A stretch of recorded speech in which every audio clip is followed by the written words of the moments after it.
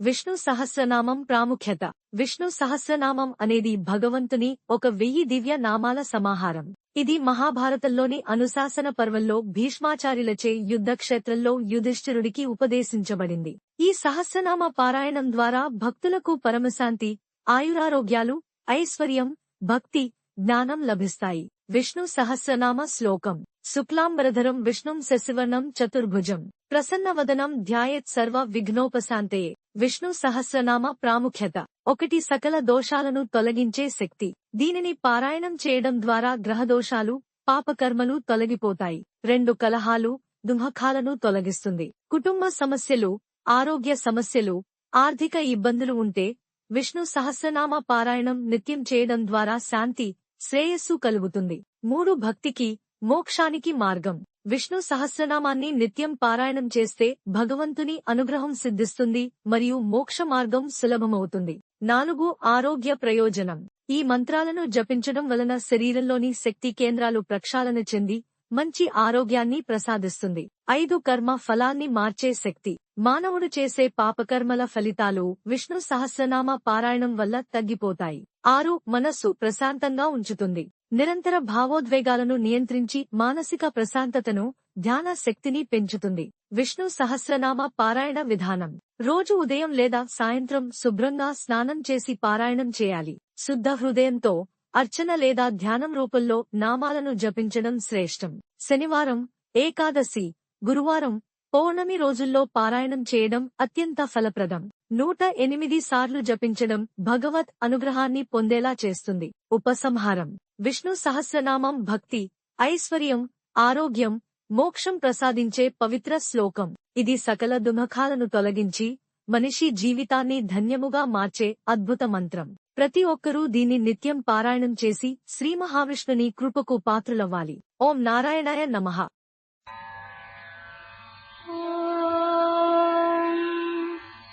శుక్లాంబరధరం విష్ణుం శశివర్ణం చతుర్భుజం ప్రసన్నవదనం ధ్యాయేత్ సర్వవిఘ్నోపశాంతయే.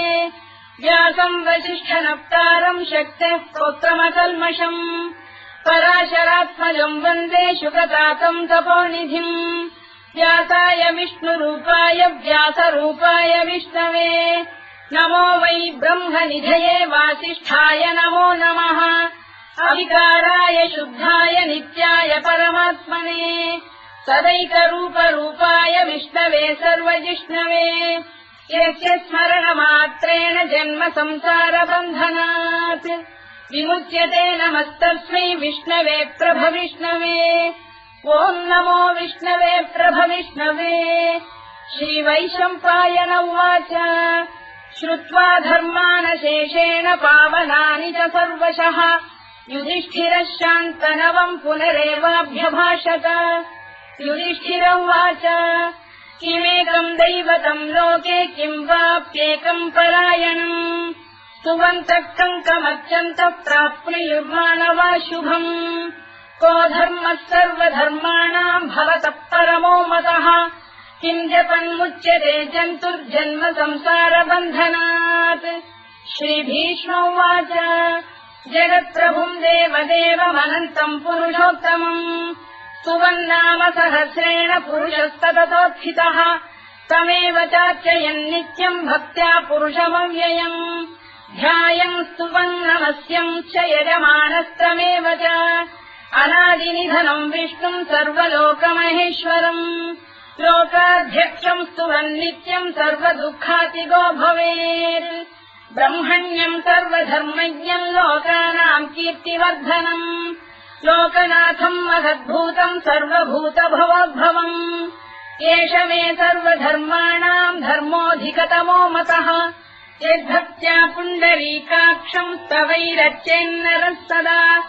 పరమం యో మహత్తేజః పరమం యో మహత్తపః పరమం యో మహద్బ్రహ్మ పరమం యః పరాయణం.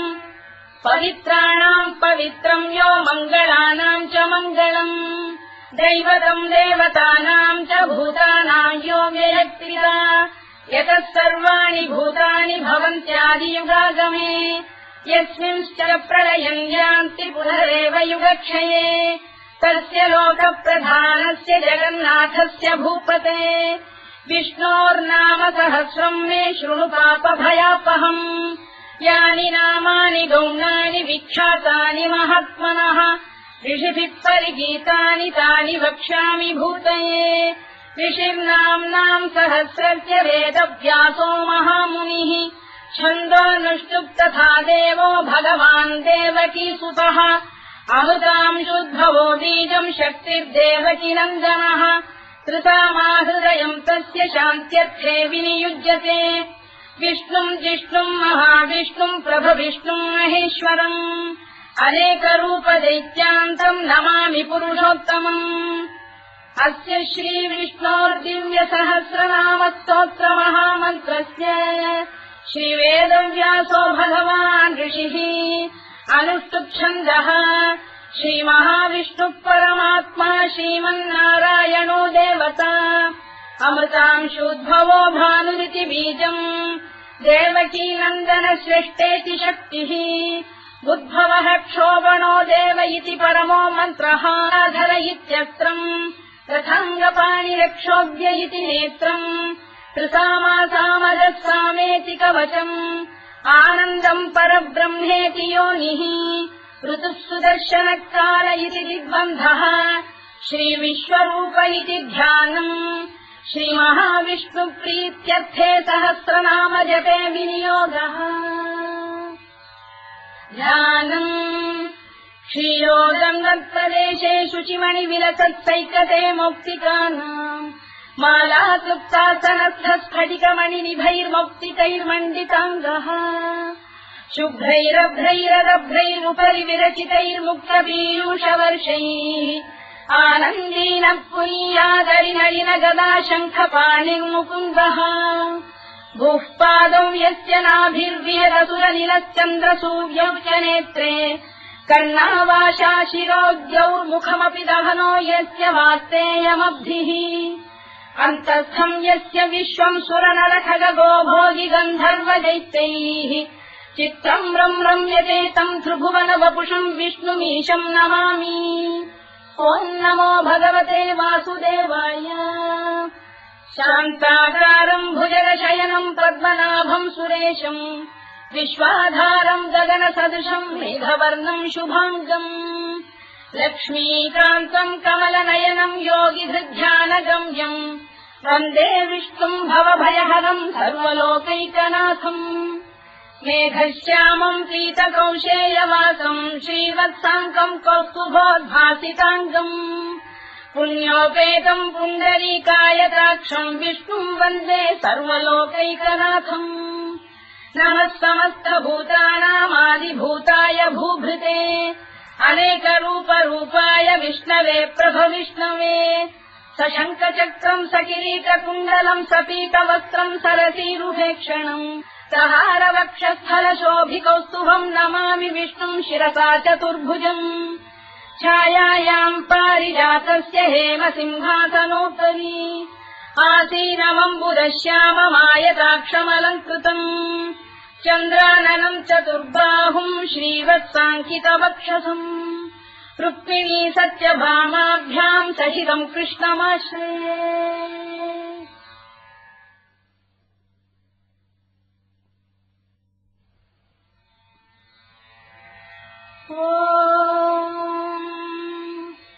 विश्वम् विष्णुर्वशत्कारो भूतभव्य भवत्प्रभुः भूतभृद्भावो भूतात्मा भूतभावनः भूतात्मा परमात्मा च मुक्तानाम् परमागतिः अव्ययः पुरुषः साक्षी क्षेत्रज्ञोऽक्षर एव च योगो योगविदाम् नेता प्रधानपुरुषेश्वरः नारसिंहवपुः श्रीमान् केशवः पुरुषोत्तमः सर्वः शर्वः शिवस्थाणुर्भूतादिर्निधिरव्ययः सम्भवो भावनो भर्ता प्रभवः प्रभुरीश्वरः स्वयम्भूः शम्भुरादित्यः पुष्कराक्षो महास्वनः अनादिनिधनो धाता विधाता धातुरुत्तमः अप्रमेयो ऋषिकेशः पद्मनाभोऽमरप्रभुः विश्वकर्मा मनुस्पष्टास्थविष्ठस्थविरो ध्रुवः अग्राह्यः शाश्वतः कृष्णो लोहिताक्षप्रदर्दनः प्रभूतस्त्रिककुब्धाम पवित्रम् मङ्गलम् परम् ईशान प्राणद प्राणो ज्येष्ठः श्रेष्ठः प्रजापतिः हिरण्यगर्भो भूगर्भो माधवो मधुसूदनः ईश्वरो विक्रमी धन्वी मेधावी विक्रमक्रमः अनुत्तमो दुराधर्ष कृतज्ञः कृतिरात्मवान् सुरेशः शरणम् शर्म विश्वरेता प्रजाभवः अधः संवत्सरो व्याल प्रत्ययः सर्वदर्शनः अजः सर्वेश्वरः सिद्धः सिद्धिः सर्वादिरच्युतः वृषा कपिरमेयात्मा सर्वयोगविनिःसृतः वसुर्वसुमनः सत्यः समात्मा संविदः समः अमोघः पुण्डरीकाक्षो वृषकर्मा वृषाकृतिः रुद्रो बहुशिरा बभ्रुर्विश्वयोनिः शुचिश्रवाः अमृतः शाश्वतस्थाणुर्वरारोहो महातपाः सर्वगः सर्वविद्वानुर्विश्वरवित्कविः लोकाध्यक्षः सुराध्यक्षो धर्माध्यक्षः कृताकृतः चतुरात्मा चतुर्व्यूहश्चतुर्दंष्टः चतुर्भुजः भ्राजिष्णुर्भोजनम् भोक्ता सहिष्णुर्जगदादिजः अनघो विजयो जेता विश्वयोनिः पुनर्वसुः कुपेन्द्रो वामनः प्रांशुरमोघः शुचिरूर्जितः अतीन्द्रः सङ्ग्रहः सर्गो धृतात्मा नियमो यमः वेद्यो वैद्यः सदा योगी वीरः माधवो मधुः अतीन्द्रियो महामायो महोत्साहो महाबलः महाबुद्धिर्महावीर्यो महाशक्तिर्महाद्युतिः अनिर्देश्य वपुः श्रीमान् अमेयात्मा महादृधृत् महेश्वासो महीभर्ता श्रीनिवासः सताङ्गतिः अनिरुद्धः सुरानन्दो गोविन्दो गोविदाम्पतिः मरीचिर्दमनोऽहंसः सुपर्णो भुजगोत्तमः हिरण्यनाभः सुतपाः पद्मनाभः प्रजापतिः अमृत्युः सर्वदृक्सिंहः सन्धाता सन्धिमान् स्थिरः अजो दुर्मर्षणः शास्ता विश्रुतात्मा सुरारिभा गुरुर्गुरुतमो धाम सत्यः सत्यपराक्रमः निमिषो निमिषस्रग्वी वाचस्पतिरुदारधीः अग्रणी ब्राह्मणी श्रीमान् न्यायो नेता समीरणः सहस्रमूर्धा विश्वात्मा सहस्राक्षः सहस्रपात् आवर्तनो निवृत्तात्मा संवृतः सम्प्रवर्धनः अधः संवर्तको गन्धिरनिरोधरणीधरः सुप्रसादप्रसन्नात्मा विश्वधृत् विश्वभुग्विभुः सत्कर्ता सत्कृतः साधुर्जह्नुर्नारायणो नरः असङ्ख्येयो प्रमेयात्मा विशिष्टः शिष्टकृत्सुचिः सिद्धार्थः सिद्धसङ्कल्पः सिद्धिदः सिद्धिसाधनः वृषाधी वृषभो विष्णुर्वृषपर्वा वृषोदरः वर्धनो वर्धमानश्च विविक्तः श्रुतिसागरः सुभुजो दुर्धरो वाग्मी महेन्द्रो वसुदो वसुः नैकरूपो बृहद्रूपः शिपिविष्टप्रकाशनः ओजस्तेजोऽभ्युदिनः प्रकाशात्मा प्रतापनः वृद्धस्पष्टाक्षरो मन्त्रश्चन्द्रांशुर्भास्करद्युतिः अमृतांशुद्भवो भानुः शशबिन्दुः सुरेश्वरः औषधम् जगतः सेतुः सत्यधर्मपराक्रमः भूतभव्यभवन्नाथः पवनः पावनो नलः कामः कामकृत्कान्तः कामः कामप्रदः प्रभुः युगादिकृद्युगामत्तो नैकमायो महाशनः अदृश्यो व्यक्तरूपश्च सहस्रजिदनन्तजित् इष्टो विशिष्टः शिष्टेष्टः शिखण्डी नभुषो वृषः क्रोधः क्रोधकृत्कर्ता विश्वबाहुर्महीधरः अच्युतः प्रतिथः प्राणः प्राणदो वासवानुजः अपाम् निधिरधिष्ठानमप्रमत्तः प्रतिष्ठितः स्कन्दः स्कन्दधरो धुर्यो वरदो वायुवाहनः वासुदेवो बृहद्भानुरादिदेवः पुरन्दरः अशोकस्तारणस्तारः शूरः शौरिर्जनेश्वरः अनुकूलः शतावर्तः पद्मी पद्मनिभेक्षणः पद्मनाभोरविन्दाक्षः पद्मगर्भः शरीरभृत् महर्भिर्वृद्धो वृद्धात्मा महाक्षो गरुडध्वजः अतुलः शरभो भीमः समयज्ञो हविर्हरिः सर्वलक्षणलक्षण्यो लक्ष्मीवान् समितिञ्जयः विक्षरो रोहितो मार्गो हेतुर्दामोदरः सहः महीधरो महाभागो वेगवानमिदाशनः उद्भवः क्षोभणो देवः श्रीगर्भः परमेश्वरः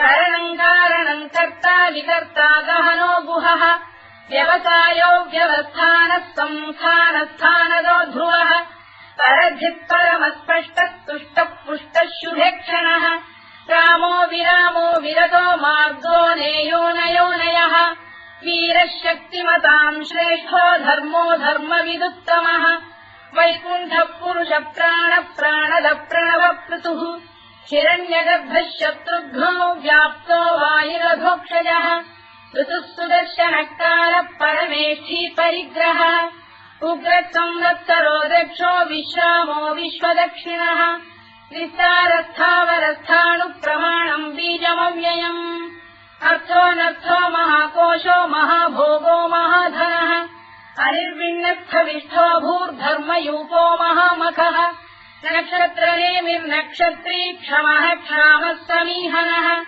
यज्ञयुज्यो महेज्यश्च क्रतुः सत्रम् सदाम् गतिः सर्वदर्शी विमुक्तात्मा सर्वज्ञोद्यानमुत्तमम् सुव्रतः सुमुखः सूक्ष्मः सुघोषः सुखरः सुहृदे मनोहरोजितक्रोधो वीरबाहुर्विदारणः स्वापनः स्ववशो व्यापी नैतात्मानैककर्मकृत् वत्सरो वत्सलो वत्सी रत्नगर्भोधनेश्वरः धर्मकृद्धर्मकृद्धर्मी सदसक्षरमक्षरम् अविज्ञाता सहस्रांशुर्विधाता कृतलक्षणः गभस्तिरे विस्तप्तस्थः सिंहो भूतमहेश्वरः आदिदेवो महादेवो देवेशो देवभृद्गुरुः उत्तरो गोपतिर्गोप्ता ज्ञानः सोमपो मृतपः सोमः पुरुजिः पुरुषत्तमः विनयो जयः सत्यसन्धो दाशार्हः सात्वताम् पतिः जीवो विनयिता साक्षी मुकुन्दो मितविक्रमः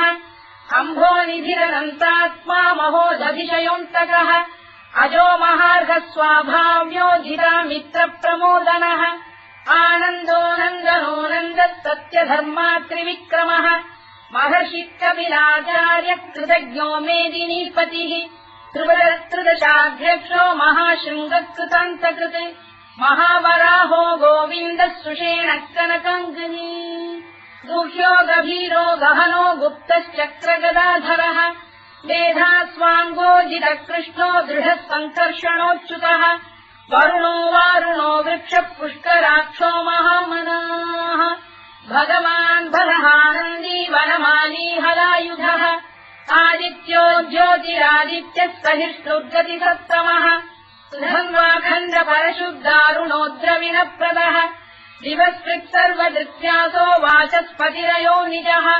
कृतामासामगस्साम निर्वाणम् भेषजम् भिषज सन्न्यासवृक्षमः शान्तो निष्ठा शान्तिः परायणम् शुभाङ्गः शान्तिदर्शष्टा कुमुदः कुवलेशयः गोहितो गोपदैर्गोप्ता वृषभाक्षो वृषप्रियः अनिवर्ती निवृत्तात्मा संक्षेप्ताक्षेमकृत् शिवः श्रीवत्सवक्षः श्रीवासः श्रीपतिः श्रीमताम्बरः श्रीधः श्रीधः श्रीनिवासः श्रीनिधिः श्रीविभावनः श्रीधर श्रीकर श्रेयः श्रीमान् लोकत्रयाश्रयः स्वक्षस्वङ्गः शतानन्दो नन्दिर्ज्योतिर्गणेश्वरः विदितात्मा विधेयात्मा तत्कीर्तिच्छिन्न संशयः उदीर्णः सर्वतश्चक्षुरनीशः शाश्वतस्थिरः भूषयो भूषणो भूतिर्विशोकः शोकनाशनः अर्चिष्मानर्चितः कुम्भो विशुद्धात्मा विशोधनः अनिरुद्धो प्रतिरथः प्रद्युम्नो मितविक्रमः कालनेमिनिहा वीरः शौरिः शूरजनेश्वरः त्रिलोकात्मा त्रिलोकेशः केशवः केशिहा हरिः कामदेवः कामपालः कामी कान्तकृतागमः अनिर्देश्य वपुर्विष्णुर्वीरोऽनन्तो धनञ्जयः ब्रह्मण्यो ब्रह्मकृद्ब्रह्मा ब्रह्म ब्रह्मविवर्धनः ब्रह्मविद्ब्राह्मणो ब्रह्मी ब्रह्मज्ञो ब्राह्मणप्रियः महाक्रमो महाकर्मा महातेजा महोरगः महाक्रतुर्महायज्वा महायज्ञो महाहविः स्तव्यस्तव प्रियस्तोत्रम् स्तुतिस्तोतारणप्रियः पूर्णः पूरयिता पुण्यः पुण्यकीर्तिरनामयः मनोजवस्तीर्थकरो वसुरेता वसुप्रदः वसुप्रदो वासुदेवो वसुर्वसुमना हविः सद्गतिः सत्कृतिः सत्ता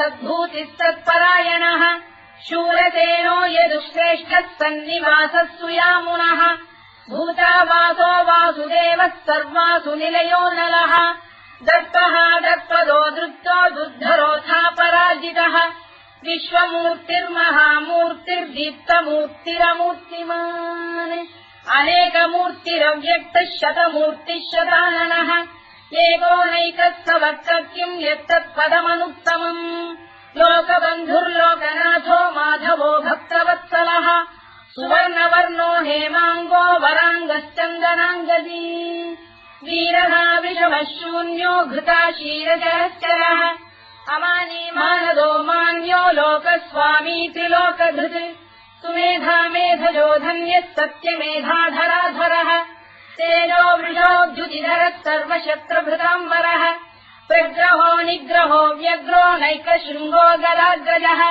चतुर्मूर्तिश्चतुर्बाहुश्चतुर्व्यूहश्चतुर्गतिः चतुरात्मा चतुर्भावश्चतुर्वेदविदेकपात् समावर्तो निवृत्तात्मा दुर्जयो दुरतिक्रमः दुर्लभो दुर्गमो दुर्गो दुरावासो दुरारिः शुभाङ्गो लोकतारङ्गः सुतन्तु वर्धनः इन्द्रकर्मा महाकर्मा कृतकर्मा कृतागमः उद्भवः सुन्दरः सुन्दो रक्तनाभः सुलोचनः अल्पो वाजसनः शृङ्गी जयन्तः सर्वविद्ययी सुवर्णबिन्दुरक्षोभ्यः सर्ववागीश्वरेश्वरः महाह्रदो महागर्तो महाभूतो महानिधिः कुमुदकुन्दरकुन्दः पर्जन्यः पावनो निलः अमृताशोऽमृतवपुः सर्वज्ञः सर्वतोमुखः सुलभः सुव्रतः सिद्धः शत्रुजिच्छत्रुतापनः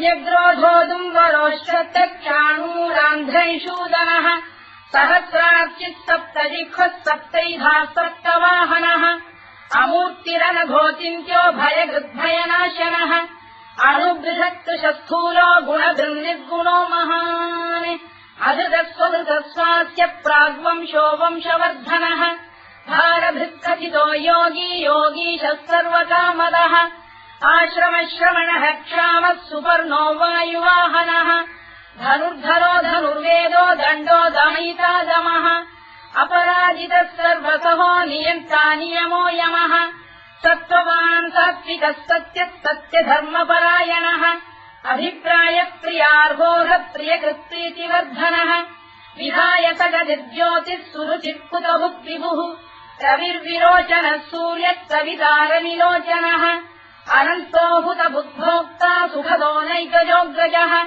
अनिर्विण्णः सदामर्षी लोकाधिष्ठानमद्भुतः सनातनतमः कपिलः कपिरव्ययः स्वस्तिदः स्वस्तिकृत् स्वस्ति स्वस्ति भुक् स्वस्ति दक्षिणः अरोग्रः कुण्डली चक्री विक्रम्यूर्जितशासनः शब्दातिकः शब्दसः शिशिरः शर्वरीकरः अक्रूरप्रेशलो दक्षो दक्षिणः क्षमिणाम्बरः विद्वत्तमो वीतभयः पुण्यश्रवणकीर्तनः उत्तारणो दुष्कृतिः पुण्यो दुःस्वप्ननाशनः वीरः रक्षणः सन्तो जीवनः पर्यवस्थितः अनन्तरूपोऽनन्तश्रीर्जितमन्युर्भयापहः चतुरश्रो गभीरात्मा विदिशो व्यादिशो दिशः अनाधिर्भूर्भुवो लक्ष्मी सुवीरो रुचिराङ्गदः जननो जनजन्मादिर्भीमो भीमपराक्रमः आधारनिलयो धाता पुष्पहासः प्रजागरः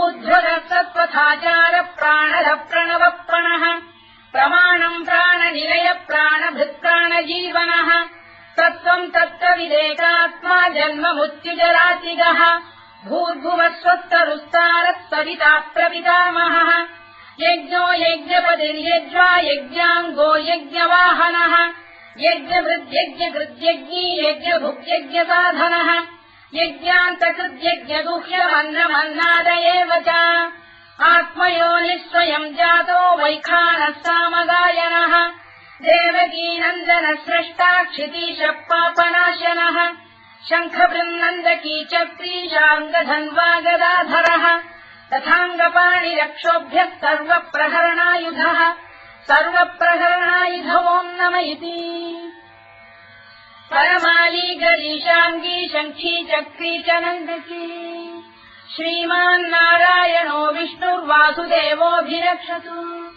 वनमाली गरीशांगी शंखी चक्री च नंदकी श्रीमान् नारायणो विष्णुर्वासुदेवोऽभिरक्षतु वनमाली गरीशांगी शंखी चक्री च नंदकी श्रीमान् नारायणो विष्णुर्वासुदेवोऽभिरक्षतु इतीदम् कीर्तनीयस्य केशवस्य महात्मनः नाम्नाम् सहस्रम् दिव्यानामशेषेण प्रकीर्तितम् य इदम् शृणुयाम् नित्यम् यश्चापि परिकीर्तयेत् नाशुभम् प्राप्नुयात् किञ्चित् सोमुत्रेह च मानवः वेदान्तको ब्राह्मणस्य क्षत्रियो विजयी भवेत् वैश्यो धनसमृद्धः स्यात् क्षुद्रः सुखमवाप्नुयात् धर्मार्थी प्राप्नुयात् धर्ममर्थार्थी चार्थमाप्नुयात् कामानवाप्नुयात् कामी प्रजार्थी चाप्नुयात् प्रजाम् भक्तिमान् यः सदोत्थाय शुचिस्तद्धतमानसः सहस्रम् वासुदेवस्य नाम्नामेतत् प्रकीर्तयेत् यश प्राप्नोति विपुलम् याति प्राधान्यमेव च अजलाम् श्रियमाप्नोति श्रेयः प्राप्नोत्यनुत्तमम् न भयम् क्वचिदाप्नोति वीर्यम् तेजश्च विन्दति भवत्य रोगोद्युतिमान् बलरूपगुणान्वितः रोगात्तो मुच्यते रोगात् बद्धो मुच्येत बन्धनात् भयान्मुच्येत भीतस्तु मुच्येतापन्न आपदः दुर्गाण्यतितरत्याशु पुरुषः पुरुषोत्तमम् सुवन्नाम सहस्रेण नित्यम् भक्तिसमन्वितः वासुदेवाश्रयो मर्त्यो वासुदेवपरायणः सर्वपापविशुद्धात्मा याति ब्रह्म सनातनम् न वासुदेव भक्तानामशुभम् विद्यते क्वचित् जन्म मृत्युजरा व्याधि भयम् नैवोपजायते इमम् स्तवमधीयानः श्रद्धा भक्तिसमन्वितः युज्येतात्मसु कक्षान्ति श्रीधृति स्मृतिकीर्तिभिः మీకు నచ్చితే దయచేసి లైక్ షేర్ సబ్స్క్రైబ్ మీ ఛానల్ शुभामतिः भवन्ति कृतपुण्यानाम् भक्तानाम् पुरुषोत्तमे द्यौस्तचन्द्रार्कनक्षत्राखम् दिशो भूर्महोदधिः वासुदेवस्य वीर्येण विधृतानि महात्मनः ससुरासुरगन्धर्वम् स यक्षोरगराक्षसम् जगत्वशे वत्ततेदम् कृष्णस्य सचराचरम् इन्द्रियाणि मनो बुद्धिः सत्त्वम् तेजोबलम् धृतिः वासुदेवात्मकान्याहुः क्षेत्रम् क्षेत्रज्ञ एव च सर्वागमानामाचार प्रथमम् परिकल्पते आचार प्रभवो धर्मो धर्मस्य प्रभुरच्युतः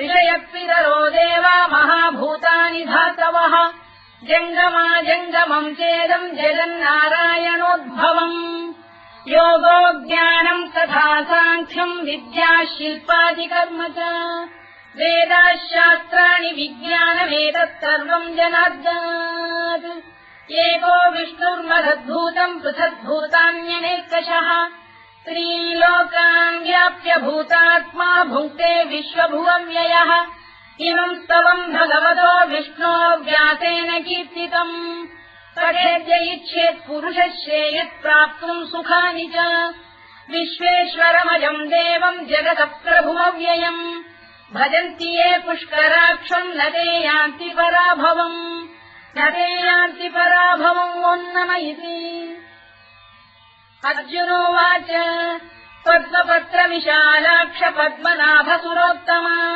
भक्तानामनुरक्तानाम् त्राता भव जनार्दन श्रीभगवानुवाच यो माम् नाम सहस्रेण स्तोतुमिच्छति पाण्डव सोऽहमेकेन श्लोकेन स्तुत एव न संशयः स्तुत एव न संशयोऽन्नम इति व्यास उवाच वासनाद्वासुदेवस्य वासितम् भुवनत्रयम् सर्वभूतनिवासोऽसि वासुदेव नमोऽस्तु ते वासुदेव नमोऽस्तु ते ओन्नम इति पार्वत्युवाच केनोपायेन लघुना विष्णोर्नाम सहस्रकम् पठ्यते पण्डितैर्नित्यम् श्रोतुमिच्छाम्यहम् प्रभो। ईश्वरोवाच श्रीराम राम रामेति रमे रामे मनोरमे सहस्रनाम तत्तुल्यम् राम नाम वरानने। श्रीराम राम रामेति रमे रामे मनोरमे सहस्रनाम तत्तुल्यम् राम नाम वरानने। श्रीराम राम रामेति रमे रामे मनोरमे सहस्रनाम तत्तुल्यम् राम नाम वरानने। राम नाम वराननमोम् नम इति। ब्रह्मोवाच नमोऽस्त्वनन्ताय सहस्रमूर्तये सहस्रपादाक्षि शिरोरुबाहवे सहस्रनाम्ने पुरुषाय शाश्वते सहस्रकोटियुगधारिणे नमः। सहस्रकोटियुगधारिणे नमोम् नम इति। सञ्जय उवाच यत्र योगेश्वर कृष्णो यत्र पार्थो धनुर्धरः तत्र श्रीविजयो भूतिर्ध्रुवानीतिर्मतिर्मम। श्रीभगवानुवाच अनन्याश्चिन्तयन्तो मां ये जनाः पर्युपासते तेषाम् नित्याभियुक्तानां योगक्षेमम् वहाम्यहम्। परित्राणाय साधूनां विनाशाय च दुष्कृताम् धर्म संस्थापनार्थाय सम्भवामि युगे युगे। आर्ता विषण्णाः शिथिलाश्च भीता घोरेषु च व्याधिषु वर्तमानाः संकीर्त्य नारायण शब्दमात्रम् विमुक्तदुःखाः सुखिनो भवन्तु। कायेन वाचा मनसेन्द्रियैर्वा बुद्ध्यात्मना वा प्रकृते स्वभावात् करोमि यद्यत् सकलम् परस्मै नारायणायेति समर्पयामि। మీకు నచ్చితే దయచేసి like share and subscribe the channel.